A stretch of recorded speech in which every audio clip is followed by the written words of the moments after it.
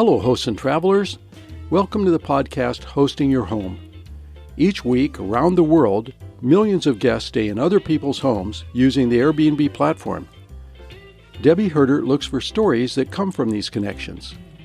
Listen in as we hear stories that teach us the human side of hosting your home.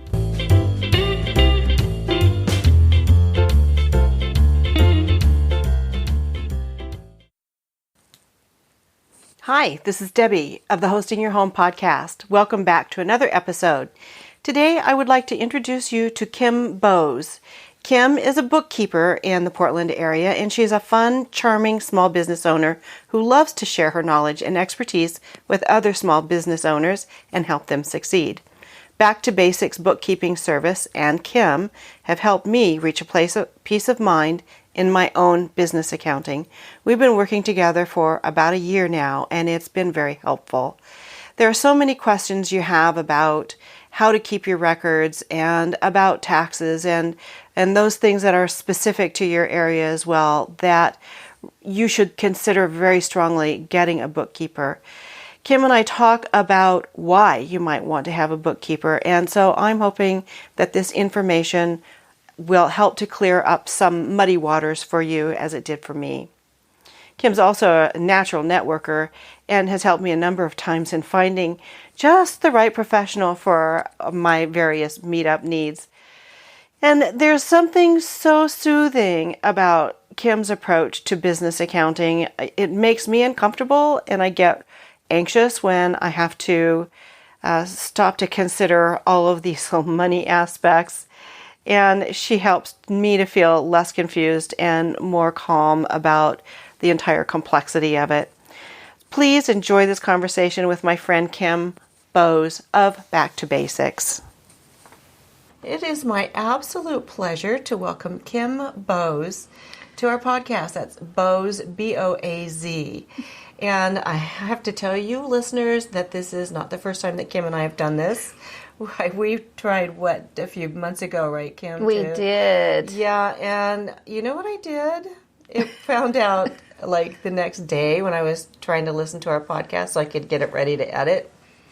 I plugged the microphone connector into the earphone place on my recorder. Uh-oh. And so nothing recorded. So thank you for your patience and your willingness to do this again. That was such an excellent podcast, and I'm sorry we lost it. No problem, Debbie. I'm happy to be here. So first I want people to know to understand that you are an accountant. You are actually my accountant, and you take care of our business accounts, including our Airbnb. I'm using Airbnb as a verb because we have vacation rentals. Rob and I have 3. We had 4, now we have 3. And you've been helping us organize and strategize and understand what we've been doing. I have, absolutely. We really appreciate it.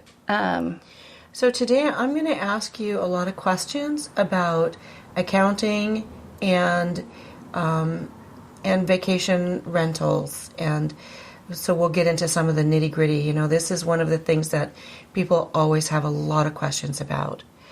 And so the first question that I have for you is, why would a host want to have a bookkeeper?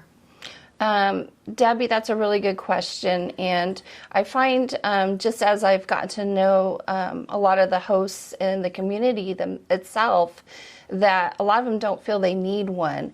And I kind of want to explain that I look at myself as a handyman, very similar to a handyman to your property, but for your books. Mm-hmm. I'm a person that can give you advice, help give you tools, systems to put into place, and help you get in compliant with the IRS and the state to make sure that you're ready for taxes and kind of take away that stress that you might have because you're unsure of what you're doing. Mm-hmm. For me, there's been a lot of unsurety, and we started doing this 10 years ago, and didn't really get into a mess, but it really got convoluted and complicated. Mm-hmm. So what kinds of trouble can a host get into in keeping their own records? The most common one that I see is most hosts do not have a separate bank account for the income that is flowing in from their short-term rentals. Super important to just open a bank account separate from your personal. You do not want to mix the two. The other common mistake that I see is a lot of people will take their income that they get off of, let's say, Airbnb, the gross amount, but they don't take out the expenses. And so they're not accounting for all of their write-offs that they have the right to. So I find that I can help save them money. Well, that's fantastic. Yeah. So in your experience, what is your history as far as the number of Airbnb hosts that you have as clients right now? Right now, I currently have 5 Airbnb hosts as clients. And you've been doing this for Airbnb hosts for quite some time too, haven't you? Let's see. I've been doing it, I think it's been about 3 or 4 years now. Yeah. And I've learned a lot. It's a new industry. Find that CPAs also find it's a new industry, so we are kind of learning together. But I'm also educating myself, and as well as getting to know hosts and their needs. Yes, so. We're delighted to have you with the host community. Yes. It's very nice to have you there. I love being a part of it. That's great. Super fun. What are some of the best record-keeping practices? Again, keep business and personal separate. Very important to keep those receipts. We live in a society that is becoming so-called paperless. However, the IRS does not see us as paperless. When they come in and audit, they're going to want to see a receipt. So it needs to be in some sort of filing system, whether it be a paper filing system or an electronic filing system. The other thing is some sort of record keeping. I highly recommend an accounting software. There's so many nowadays that it's easy to get one, and they can be free. Do you have any particular ones that you recommend? I do. For the longest time, I always recommend QuickBooks for desktop. However, with technology nowadays, I recommend QuickBooks Online, which is the cloud-based system for QuickBooks. And the reason why I recommend QuickBooks, which is not free, there is a monthly due that you pay. It is a universal accounting software. It is one that is highly recognized. CPAs have used it for years, as well as bookkeepers. And if you don't have an answer to something, you can Google it, which is fantastic. There's a lot of different resources online. Oh, wow. Yeah. So. I never thought about that universal language that you need to speak. Yes. From one software to another. And if you're keeping digital records rather than paper records, would you recommend that people download a receipt app so that they can, scan their receipts and upload that into a file? That's a really good question, Debbie. There's actually a lot of different apps out there that you can do that. Also different software you can do that. The great thing about QuickBooks Online is there is a capability to put an app on your phone for QuickBooks Online and scan the receipt directly into QuickBooks Online. So it just stays right with your records. And you don't even have to worry about syncing or doing any of that. So those Costco receipts, what about mileage? And mileage is a little bit different animal. I find that most business owners have a hard time keeping track of mileage. No, we don't do it very well. And I honestly, as a bookkeeper in my own books, I don't do it very well. But the one app that I find is the most useful is Mile IQ. The great thing about Mile IQ, it is an app. You can download it and try it. I think it's a 14-day free trial to see if you like it. Okay. But it allows you to swipe with every trip you take, whether it's business or personal. You swipe left for business and right for personal, or vice versa. And then you enter the mileage, or you scan the gas receipts, or how do you? Is that so? The way it works is you get a monthly report, and you just keep track of your total business mileage for the year. You don't actually put that into your books. And I'm glad you brought up about auto expenses versus mileage. When you're a business, you can write off one or the other. You cannot write off both. Oh. So it's really important that you work with a CPA to figure out what the best option is. Overall, most CPAs choose the mileage option. So let's talk money just a little bit. Yeah. So what does it cost to download this Mile IQ app? So the app itself is, you know what, the last time I looked, I think it's free, but then they charge you, well, I say that, it's free to, I think it's actually costs money now. So they originally were free. Now they realized it's a nice tool for people, and they now charge. And don't quote me, but I want to say it's like between $5 and $10 a month. Okay. Yeah. And if one were going to sign up for QuickBooks, what's the typical cost for that? And that has ranged a huge amount in the last 4 or 5 years that I've used QuickBooks Online. So QuickBooks Online has they have 4 different packages. So it depends on your business and what package you need as to what price. So you can go anywhere from $20 a month up to $60 a month. Wow, depending on probably the size of your business. And if you need certain tools within QuickBooks, such as classes. So if you're a host and you have multiple properties, you need the top package because you need to be able to track those properties and what income comes in with each property and what expenses are paid out. That could really add up, couldn't it? It does add up. And I recommend that you go with a CPA and you go with a bookkeeper as far as picking the correct software package for you. Mm-hmm. And then typically bookkeepers and CPAs have the capability to wholesale pricing for QuickBooks, which is typically half of what is shown on the website for the cost. So QuickBooks Online will do like a 3-month trial of 50% off, and then they go up to their normal price, whereas a bookkeeper can offer the half off right away, and it stays that price unless QuickBooks increases. Oh, I see. Yes. Okay. Well, let's backtrack for just a second and talk about the difference between a bookkeeper and a CPA. Yeah. So I look at a bookkeeper does more the daily duties, Debbie.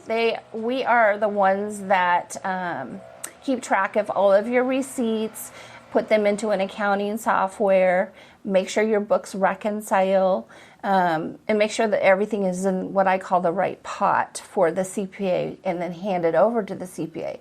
So an accountant or bookkeeper does not prepare tax returns. However, there are a few bookkeepers that are licensed tax preparers, so they do file taxes. Okay. They just don't have the extra schooling that a CPA does. To do so. So you hire the bookkeeper to get your paperwork in order and maybe help you with budgeting. Absolutely. And then the CPA does the taxes. Correct. Okay. So what, without getting too personal here, what would it cost someone to have a bookkeeper? So that's a wide range as well, because when I take on a client, I'm unsure how many accounts they have, unsure how many transactions happen under each account, and there's many different variables that come to effect with a client. So typically when I take a client on, I let them know, that what I'll do is I'll kind of dig in, see what it looks like, and then give them more of an accurate price range as how much it's going to cost them. Typically at the beginning when you hire a bookkeeper, it's a higher cost. If you have a lot of catch up for the year, it's a higher cost. But then once you get to a monthly schedule or a quarterly schedule, it's kind of like a well-oiled machine. So if you start out with someone in the very beginning and you have your customer, your client is one of the more standard kind of Airbnb hosts. They've got a bedroom in their house that they are renting out, and they come to you at the very beginning. To even set up the books and get things started at that point. What's kind of a ballpark figure that you could? Can you project something like that? Yeah. Usually, if I do setup of QuickBooks Online, kind of get the user set up in QuickBooks, create their chart of accounts, that sort of thing. Usually, the price is about $250 to $350 somewhere in there. It just all depends for that portion. That portion of it, okay. Yeah. And then what I do is I offer to train them if they would like to do the work themselves, or I can take over doing the monthly reconciliation and they enter. I'm very flexible. So this actually is really interesting. You know, a lot of people feel like they can't afford a bookkeeper, but they don't understand, at least I honestly didn't understand, that you could kind of piecemeal this together. So what I could afford to sit down and talk with you and talk about, you know, the various prices of me taking over pieces of it, you taking over pieces of it, and we can negotiate and compromise there. Absolutely. That's awesome. Absolutely. So if a host feels like cash flow might be an issue, that's when I sit down with them and we come up with a plan. I take baby steps. So I will work with you in whatever way I need to help you out and get you where you need to be. Yes. Yeah. And you honestly do, Kim. I'm so appreciative Thank you. of all of the emails that you've had to send me and the nudges that I've needed, and, you know, on and on. And I recognize that we were actually very complicated because we had the 4 properties. We've been doing this for 10 years, and we had a big snarly mess. And actually, those are my favorite, Debbie. Are they really? They are. So when you do add multiple properties, it does complicate things a little bit. The hardest part is making sure that we know what income is for what property and what expenses are for what property. So it's a lot of detail. Yeah. Have you dealt with any audits in as far as the rentals are concerned? I have not as far as the rentals are concerned. However, I have for many clients in the past. And what I find when you go through an audit, the one thing I will mention is if you have a bookkeeper, they will sit down with you through the audit and be there with you. Good. Some hand-holding. There's some hand-holding for sure. What I find with the auditors is the more organized you look, if you have a bookkeeper, you have a CPA, and you have an accounting system, the more they're going to leave you alone. Okay, great. Super. Yeah. Do you have any horror stories? I wouldn't say a horror story because I've seen everything. I've been doing this for almost 20 years. I've been doing bookkeeping.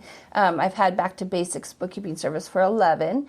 So I would say the biggest messes that I see, which are the ones I love the most, are the ones that a client comes to me. They have all their receipts, even multiple years, in, let's say, a big tote.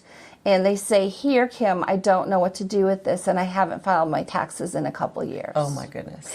And I have to be honest, I'm seeing that happen more often than not.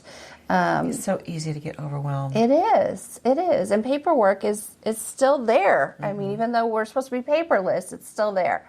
So that's when we first have a meeting. We figure out a game plan. We get you organized as far as receipts go. First by year, and then we figure out the rest. We figure out a filing system, whether it be paper or electronic, and then we get you set up in an accounting software. We get you reconciled for the year, and then we hand it over to a CPA or a licensed tax preparer to get your tax returns done. Fantastic. Yeah, so you get systems put into place. Yeah. Do you have anything else you want to tell people about your business, Back to Basics, and we will have links to your website and a picture of you. Yes. And you've also written some papers, some articles for Host to Host, which can be found on the Host to Host website at hosthost.org. Yes, I did, and I'm always willing to help and share. I think my biggest advice for hosts is to not be afraid to reach out to a bookkeeper. We are here to help. We typically become kind of like a personal assistant for business owners. We don't only help with the bookkeeping and the record keeping. We help with connections, questions, that sort of thing. I created a nonprofit called All-Star Accounting Professionals. Yes. Good. So All-Star Accounting Professionals is your nonprofit here in the Portland area, and you have CPAs and bookkeepers there. Is that correct? Yes, we do. And we also have accounting consultants as well as accounting students. Oh, okay. Now in our nonprofit. We're an organization of the accounting industry. And I find that the group is not only a support for myself, but it's also an asset from the clients that I service.